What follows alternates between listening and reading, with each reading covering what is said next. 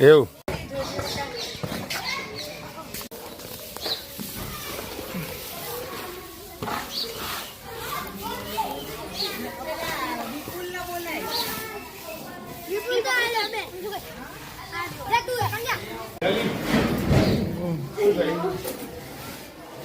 Video બનાવ્યો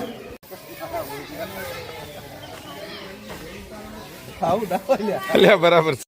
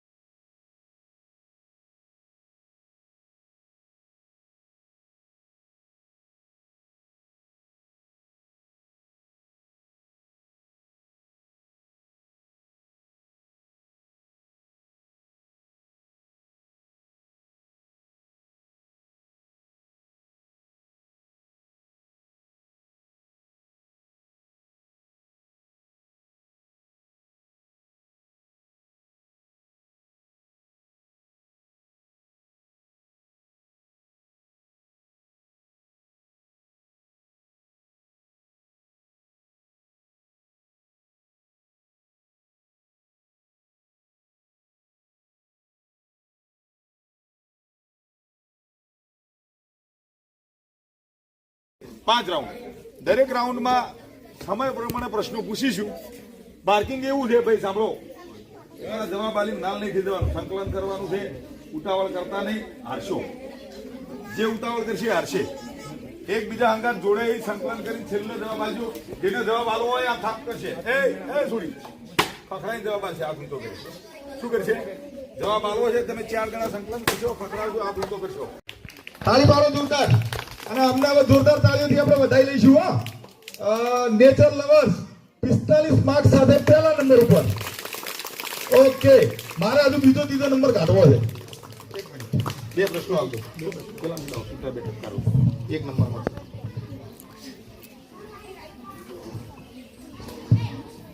okay, તમે જીતી ગયા. બેઠા રહો. 3 પ્રશ્નો પૂછીશ. પહેલી 5 માર્ક્સ. બરાબર? સીધા જવાબ આલવાના. જેને જવાબ મળે પાટની ખખડાવશે. બરાબર? સાંભળો. અને જવાબ ખોટો આપશો તો -2 કરી દો. સાચો જવાબ આપશો તો 5 માર્ક્સ. 3 પ્રશ્નો પૂછીશ. તમારા માટે તમે 5 એનો ભાગ રાખો. ચલો, તમારી સામે 10 સેકન્ડ આપીશું.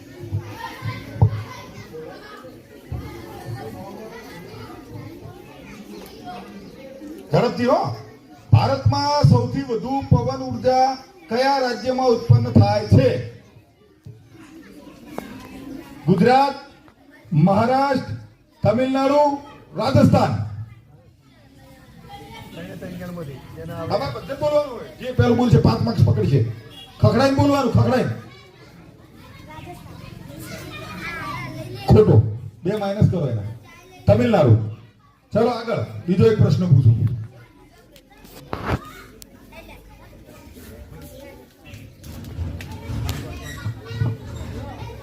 ચલો, જળવાયુ પરિવર્તન રોકવા માટે કયું પગલું યોગ્ય છે? જળવાયુ પરિવર્તન રોકવા માટે કયું પગલું યોગ્ય છે? A. વધુ કોલસાનો ઉપયોગ. B. વૃક્ષો કાપવા. C. જાહેર પરિવહનનો ઉપયોગ કરવો. પરિવહન એટલે જાહેર જે સાધનો છે, બસ ને એ બધું. અને D. વધુ પ્લાસ્ટિક વાપરવું. ફરીથી, જળવાયુ પરિવર્તન રોકવા માટે કયું પગલું યોગ્ય છે? વધુ કોલસાનો ઉપયોગ, વૃક્ષો કાપવા, જાહેર પરિવહનનો ઉપયોગ કરવો, વધુ પ્લાસ્ટિક વાપરવું. ખોટો જવાબ. સાચો જવાબ છે જાહેર પરિવહનનો ઉપયોગ કરવો. -2 કરી દો. હવે તો નહીં બોલો તો જીતી જાઓ. અરે તો નહીં બોલે તો જીતી જાઓ. ઓકે, ચલો છેલ્લો પ્રશ્ન. ફટાફટ હો. પૃથ્વી દિવસ ક્યારે ઉજવાય છે? તારીખ બોલો. ખખડાઈ બોલ. 5 જૂન. આય કરો સાહેબ 2 માર્ક્સ.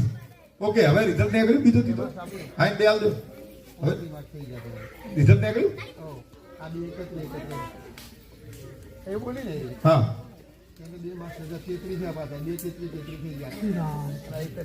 31 એટલે આરે 31 આરે 33. હા, આ 35 અને આ 31 આ 33. ઓકે, ચલો આ ટીમ ઊભી થાય. બીજા નંબરની ટીમ છે. જોરદાર તાળી પાડો. બીજા નંબર 35 માર્ક્સ સાથે. સરસ દેજો. ચલો આ 33 વાળી ઉભા થો. આ ત્રીજા નંબરની ટીમ છે. 33 માર્ક્સ સાથે. જોરદાર તાળી પાડો. દેજો. અને આ બહુ હિંમત વાળી ટીમ છે. ઊભી થાય. આગળ આવી પાછળ આવી બહુ ચડાવ ઉતારે આ ટીમમાં. તમને ખરેખર વધારે અભિનંદન, કે તમે ખૂબ પ્રયત્ન કર્યો. હો, નિરાશ થવાની જરૂર નહીં. તમને ઇનામ આલ દઈશું બધા ભેગું. ચલો જોતા તાળી પાડો. ઓકે, ભારત માતા કી. અહીં કાર્યક્રમને પૂર્ણ ઘોષિત કરીએ છીએ. આપણે થોડી વાત આપ છેડાથી બે વાત કરી દઈએ. મૂકી દો. પાછી આપશું. કોઈ જીત્યું જ નહીં. છુપાવો બ્રો. આ લોકો આપવા જોઈએ છે. તમે જોતા રહો.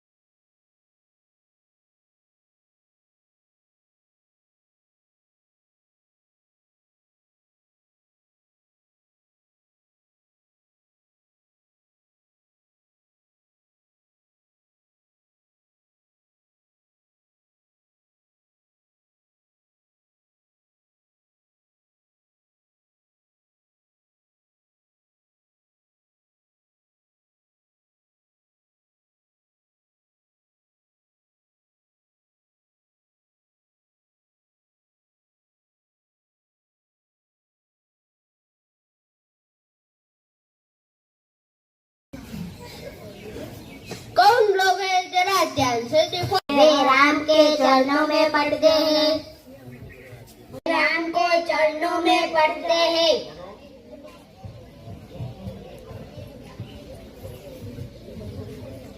राम भरत को उठाकर गले लगा लेते हैं।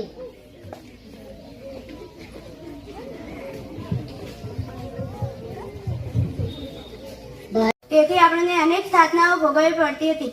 આપણા દેશના લોકોએ આઝાદી મેળવવા માટે ગાંધીજીની આગળની હેઠળ ડોક્ટર બાબા સાહેબ ભીમરાવ આંબેડકર. ડોક્ટર ભીમરાવ આંબેડકરનો જન્મ 14 એપ્રિલ 1891માં મધ્યપ્રદેશના એક ખૂબ જ ગરીબ પરિવારમાં થયો હતો.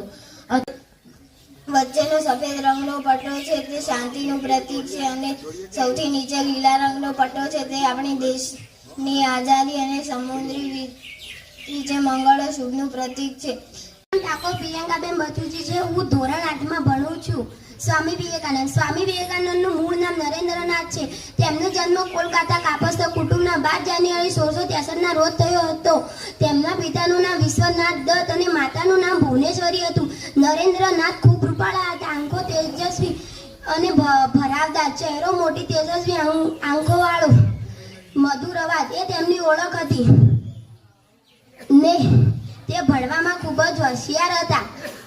તેમને ભણવાનો ખૂબ જ શોખ હતો. તેઓ એકવાર પુસ્તક વાંચતા અને તેમને બધું જ યાદ રહી જતું હતું. તેઓ નીડર હતા. પોતે અનુભવ ન કરે ત્યાં સુધી તેઓ કોઈ વાતને સાચી માનતા જ નહીં. સ્વામી વિવેકાનંદે રામકૃષ્ણ મિશનની સ્થાપના કરી. આ સંસ્થા આજે પણ શિક્ષણ અને સેવાના કાર્યો કરે છે. તેમને યુવાનોને સૂત્ર આપ્યું, ઉઠો જાગો અને અપેક્ષા સુધી મંડે રહો. સ્વામી વિવેકાનંદ 1919ની નાની ઉંમરે અવસાન પામ્યા. તેઓ સાચા દેશભક્ત છું. સ્વામી વિવેકાનંદનું મૂળ નામ નરેન્દ્રનાથ છે. તેમનો જન્મ કોલકાતા કાપસ્થ કુટુંબના 12 જાન્યુઆરી 1663ના રોજ થયો હતો. તેમના પિતાનું નામ વિશ્વનાથ દત્ત અને માતાનું નામ ભુવનેશ્વરી હતું. નરેન્દ્રનાથ ખૂબ રૂપાળા હતા. આંખો તેજસ્વી અને ભરાવદાર, ચહેરો મોટી તેજસ્વી આંખોવાળો. મારા આદરણીય શિક્ષક, વાલીગણ અને વહાલા મિત્રોને મારા નમસ્કાર. સ્વતંત્રતા દિવસ આપણા સૌ માટે એક મંગલ અવસર છે. ધ્વજવંદન કરીએ છીએ અને રાષ્ટ્રીય ગીતો ગાઈએ છીએ. Mahatma Gandhiji, I wish you very happy Independence Day.